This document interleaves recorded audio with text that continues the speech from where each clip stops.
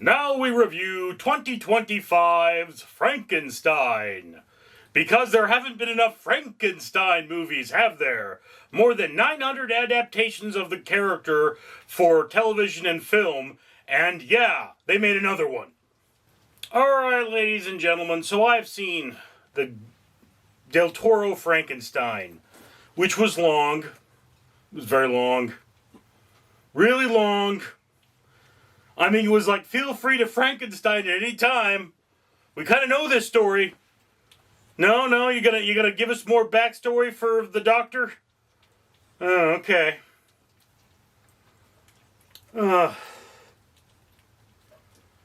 It almost feels like they're setting this up to be a cinematic universe of some kind. But yeah, I mean, you know the story of Frankenstein. Doctor, his mom dies. He can't get over it, so he decides to, conquer death.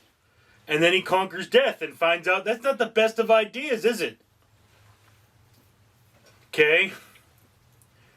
The entire thing takes place as a flashback, so, you've got Oscar Isaac playing the titular doctor. He doesn't really look that German to me, but okay. And most of the time they're talking to him. He's saying the story of how he created Frankenstein, and that's the first two acts of the frickin' movie. Okay, I mean it is a long movie. And then Frankenstein goes up and goes, well, if he told his story, I'm going to tell my story because that's not hokey as F. You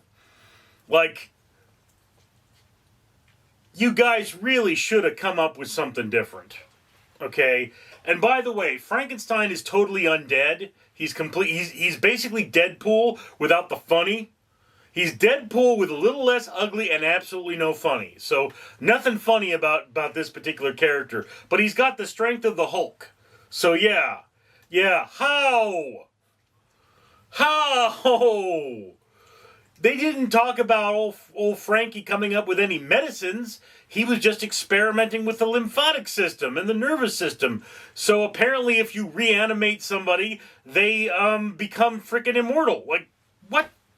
Is that in the book? Because I don't remember that, I mean, I've never... Okay, whatever. I mean, okay, this has to be a Frankenstein thing because the Japanese Frankenstein was like that. Okay, he could regenerate.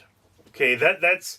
The movie War of the Gargantuan was actually originally a sequel to the Japanese Frankenstein, which was about a Frankenstein who grew to immense proportions and couldn't die. So yeah... I mean, that's a thing. It's not unheard of in the Frankenstein mythos, but, I mean, the original Frankenstein, from what I recall, thing was he was so frickin' strong because the doctor used bovine matter. He used bull.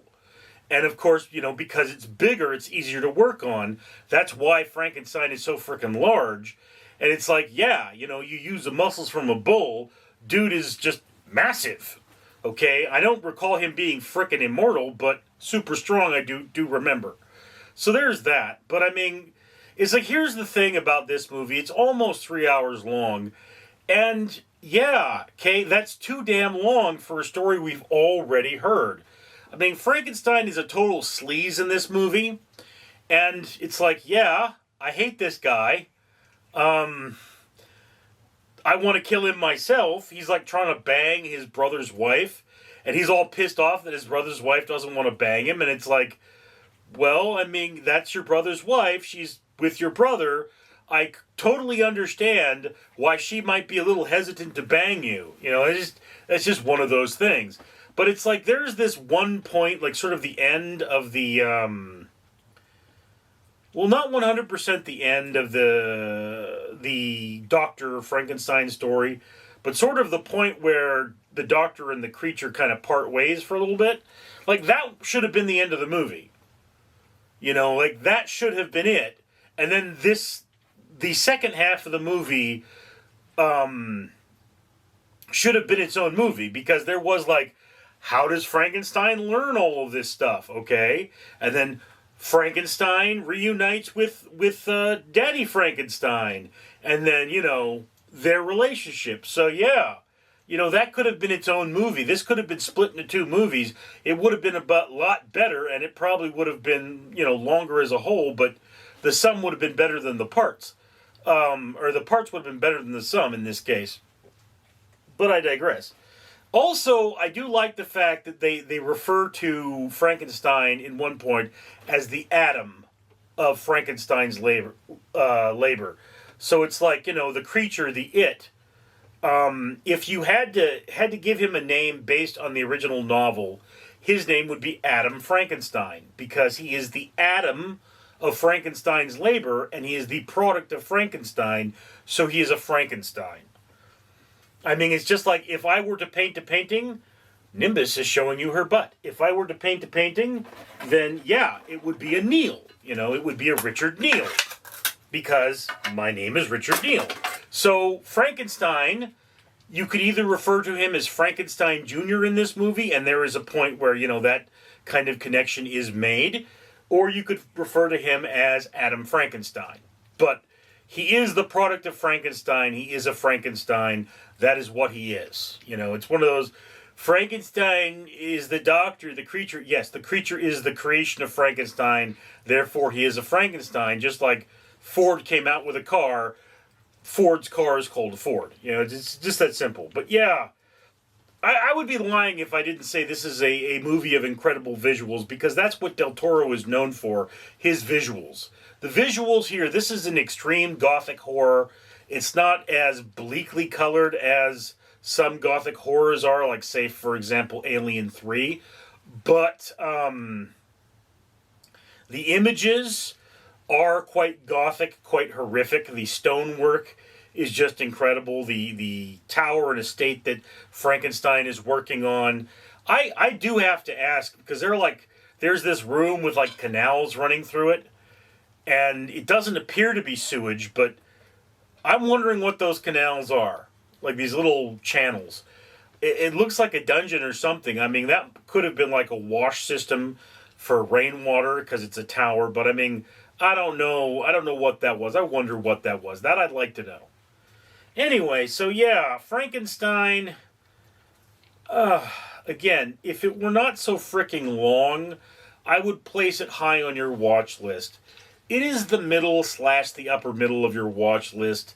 I mean, I really don't think there's anything particularly interesting about this adaptation. It's not treading any real new ground here. It is just another adaptation of Frankenstein. And quite frankly, it's a long, slow version of Frankenstein. I would have preferred a more accurate to the book in terms of they didn't use lightning in the book. They used eels.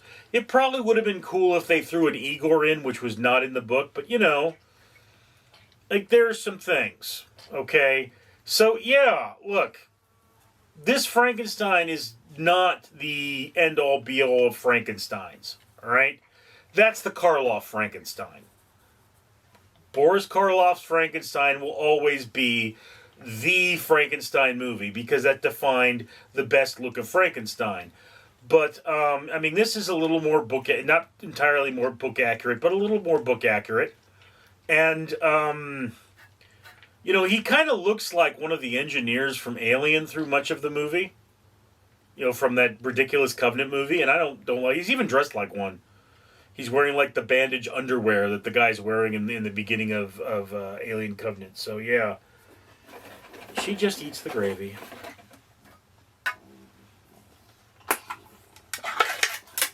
As I say, this is more middle of the watch list. I mean, you might put it in the upper middle of your watch list, but it's right at that level where it's like, I don't think you're missing much if you don't watch this movie. It's not, it's not a cultural phenomenon. It is a Del Toro, so that gives it a bit of an uptick. So that's why it would go in the upper half of your watch list. But were this not a Del Toro, I would place it dead in the center. It's not something you need to see. It's not something you need to see out. It's just a movie. Anyway, that's my opinion. I'd love to hear yours. Comments below. I'm Richard.